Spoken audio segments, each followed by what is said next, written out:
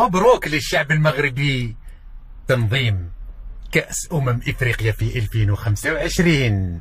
السلام عليكم ورحمة الله تعالى وبركاته. متابعي الوفية، متابع قناة الإمبراطورية المغربية أينما كنتم، نتمنى من الله سبحانه وتعالى تكون في أحسن الأحوال وأنتم تشاهدون هذا الفيديو. اليوم أخواني غادي نشوفوا مناضل جزائري كيتكلم على الإذلال اللي قام به فوزي لقجع للنظام الجزائري. إخواني بلا ما نطول عليكم خليكم مع الفيديو ونتلاقاو بعد نهايته. مبروك للشعب المغربي تنظيم كأس إفريقيا في 2025، ومبروك للشعب الجزائري افتتاح نقطة جديدة لبيع العدس واللوبيا. Les paramètres politiques, géopolitiques, internes et externes qui ont poussé l'Algérie à réagir de la sorte, où elle a décidé de façon surprenante d'annuler de retirer sa candidature. On a fait en mode 2 émissions, on a expliqué l'agenda très complet des élections présidentielles de 2024, le fait que la Fédération algérienne de football est instable, elle n'est pas prête, et que le mandat du nouveau président Walid Saadi, qui a été accueilli, qui a été reçu par Abdelmadjid Tebboune le 25 septembre dernier, ne peut pas aller au-delà de 2025 lui-même, et qui n'est pas capable d'avoir, qui n'a pas toutes les prérogatives, ni la capacité, ni les compétences nécessaires pour être à la hauteur de l'organisation d'une Coupe d'Afrique des Nations. Il a bien sûr la concurrence, la forte rivalité avec le Maroc qui fait craindre au régime algérien, une défaite sur la scène internationale qui serait inacceptable pour le régime algérien. Donc le régime algérien, Abdelmadjid Tebboune a lui-même personnellement exercé des pressions sur la FAF pour qu'elle retire sa candidature afin de ne pas permettre aux Marocains de savourer une victoire contre l'Algérie. Voilà les 3 raisons. Maintenant, on va essayer de creuser la première raison concernant cette rivalité avec le Maroc. J'ai parlé avec beaucoup de sources hier, y compris des sources sécuritaires, y compris des sources diplomatiques. Et toutes mes sources ont pointé du doigt, entre guillemets, des manœuvres illégales, illicites, un lobbying très agressif, immoral, de la part du Maroc contre l'Algérie. Les Algériens sont convaincus qu'il y a un homme, marocain en l'occurrence, qui s'appelle Fouzi Lerja, qui est le président de la Fédération royale marocaine de football, qui est l'un des hauts responsables de la CAF. Les Algériens se sont retirés de 2027, aussi parce que la question se pose, ok, 2025, le Maroc va gagner, il est plus près, il a de meilleures infrastructures, un meilleur marketing, il a des réseaux au sein de la CAF, et les membres exécutifs de la CAF, lui, sont acquis majoritairement. Mais pourquoi se retirer aussi de 2027? Parce que l'enquête qui a été menée par la diplomatie algérienne et les services secrets algériens a abouti à des conclusions qui sont effarantes. Effarantes pourquoi? Parce que l'Algérie a compris, selon les officiels algériens, le président de la Fédération marocaine de football, Fouzi Lerja, qui est aussi ministre du gouvernement marocain depuis octobre 2021, chargé du budget, a tout comploté, a tout orchestré pour que l'Algérie perde aussi en 2027. Pour les Algériens sont convaincus que les Marocains ont fait un lobbying intense, et ils ont fait des manœuvres, ils ont orchestré des manœuvres politiciennes, ils ont acheté des voix, selon eux, ils ont entretenu leur réseau, ils ont activé leur réseau, ils ont placé leurs amis dans les instances les plus importantes de la CAF pour que l'Algérie ne gagne ni en 2025, ni en 2027. Et c'est pour ça qu'ils se sont retirés, que l'Algérie a décidé de retirer sa candidature pour même la compétition à la CAN, pour organiser la CAN 2027. Parce que l'Algérie avait la certitude, il y avait l'information. Selon les sources, ils avaient l'information, ils avaient toutes les informations, ils ont recoupé leurs sources, ils ont obtenu toutes les informations les plus vérifiables, les plus crédibles, mais l'Algérie allait perdre en 2025 comme en 2027. Pour ne pas essuyer une défaite, pour ne pas être discrédité par 2 défaites, parce qu'une défaite face au Maroc 2025, ok, le Maroc a de meilleures infrastructures, il a le prestige, à la demi-finale de la Coupe du Monde en 2022, il a une meilleure image, ça peut se comprendre. Mais perdre encore en 2027, c'est quand même, ça va être incompréhensible. 2 fois, tu perds, même s'il y a une règle dans la CAF, on appelle ça une tournante. Quand un pays de l'Afrique du Nord organise la CAN, la CAN qui va la suivre, la prochaine CAN, la CAN qui devra suivre, devra être organisée par un pays de l'Afrique subsaharienne. C'est pas une règle générale, ni une règle tacite.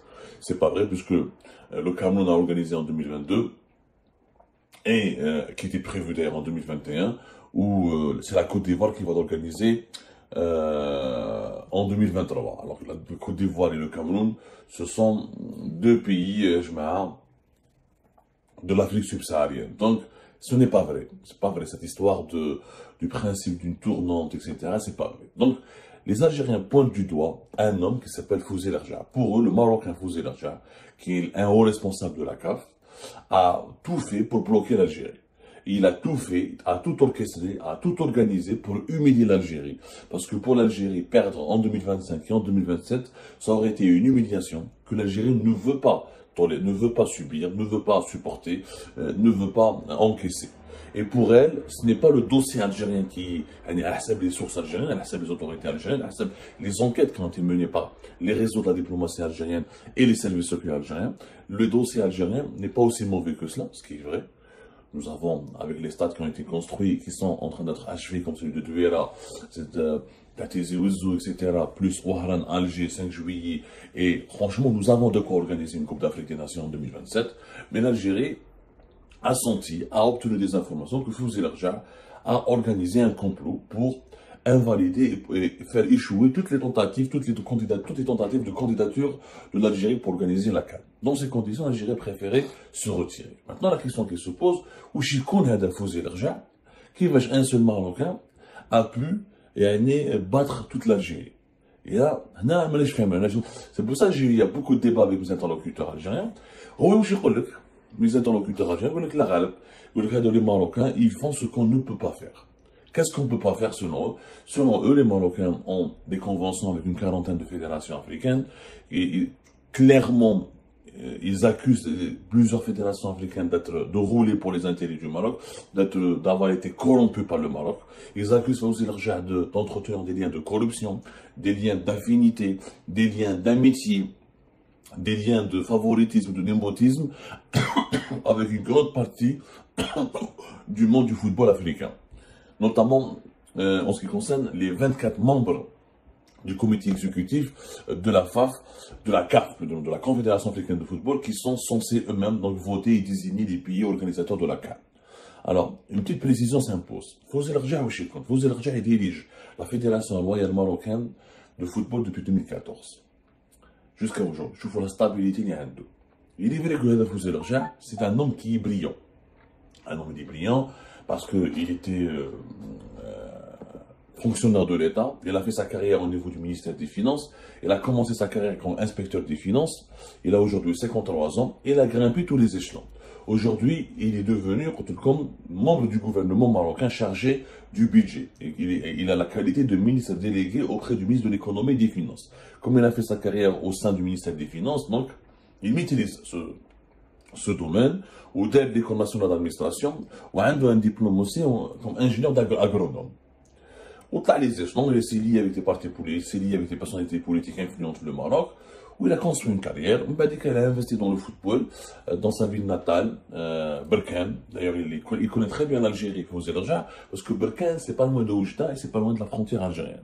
Au fait, Berkane, d'ailleurs, c'est l'une des villes marocaines comme Oujda, où il y a beaucoup de Marocains d'origine algérienne, comme il y a beaucoup d'Algériens tout court. Donc c'est à la tête de, quand il a pris en charge, quand il a dirigé en 2009 le club de renaissance sportive de Berkane, c'est là où il a émergé dans le monde du football et c'est là où il a été propulsé grâce à sa carrière au sein du ministère des Finances marocain et notamment au niveau du secteur, la division du secteur agricole et de la compensation à la direction du budget du ministère des Finances. Ce qu'il a fait, en tant que fonctionnaire, haut fonctionnaire de l'État marocain, il a fait ses réseaux au sein du monde politique, ce qui l'a aidé à devenir, dès 2014, le premier patron de la Fédération royale marocaine de football. Sauf que lui, il a été beaucoup soutenu par l'État marocain, et la stabilité dont il a pu jouir, et les premiers résultats positifs à la tête de la Fédération royale marocaine, ont pu lui permettre, dès 2017, d'intégrer la Confédération africaine de football. Il a été élu une première fois comme vice-président de la CAF à partir de 2017, et de 2017 jusqu'à 2021, jusqu'à mars 2021, où il est devenu membre, il a été élu au conseil exécutif, au comité exécutif de la FIFA, de la Fédération internationale de football. il a eu, de 2017 à 2021, il a eu une ascension fulgurante.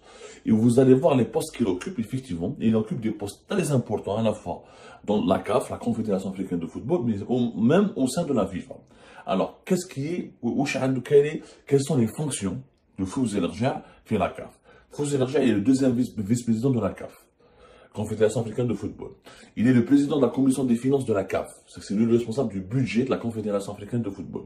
Il est aussi vice-président de la commission d'organisation des compétitions interclubs et de la gestion du système d'octroi des licences de clubs au sein de la CAF.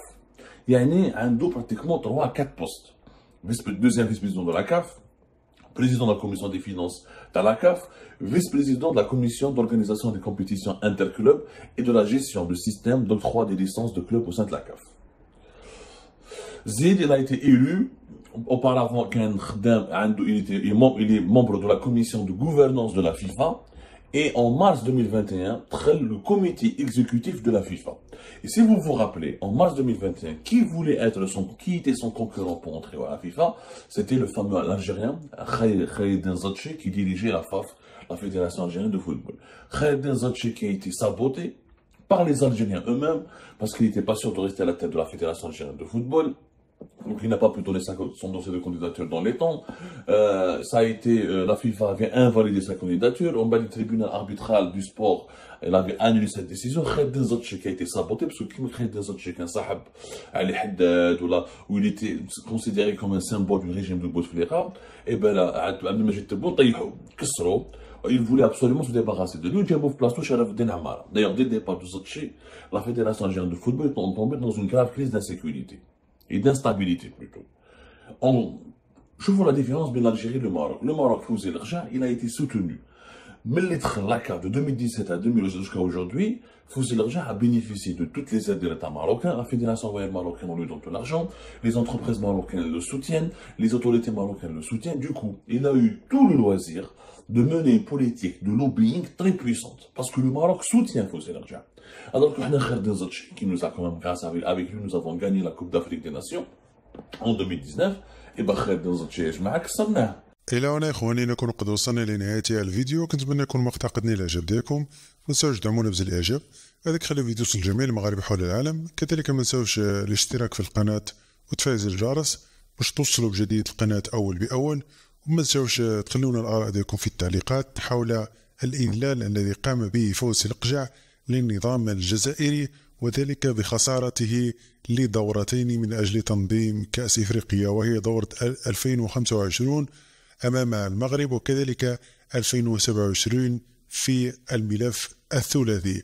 كذلك إخواني ما تنسوش تخلونا الآراء ديالكم في التعليقات حول ما قاله عبد سمار عن المعلومات التي استقاها من المخابرات الجزائرية، التي قالت بأن فوزي القجع كان له الخطة من أجل إذلال النظام الجزائري، وأن الاتحادات الإفريقية كلها وقفت مع فوزي القجع والمملكة المغربية لأنه يتمتع بنفوذ قوي سواء على المستوى الإفريقي أو على المستوى الدولي، لأنه عضو في الفيفا وكذلك لديه علاقات قوية مع إنفانيتو. إخواني بلا ما نطول عليكم، كذلك ما ننسوش مشاركة الفيديو مع جميع الأصدقاء على جميع مواقع التواصل الاجتماعي باش تعم الفائدة على الجميع. نلتقوا إن شاء الله في فيديو قادم وموضوع جديد. إلى اللقاء.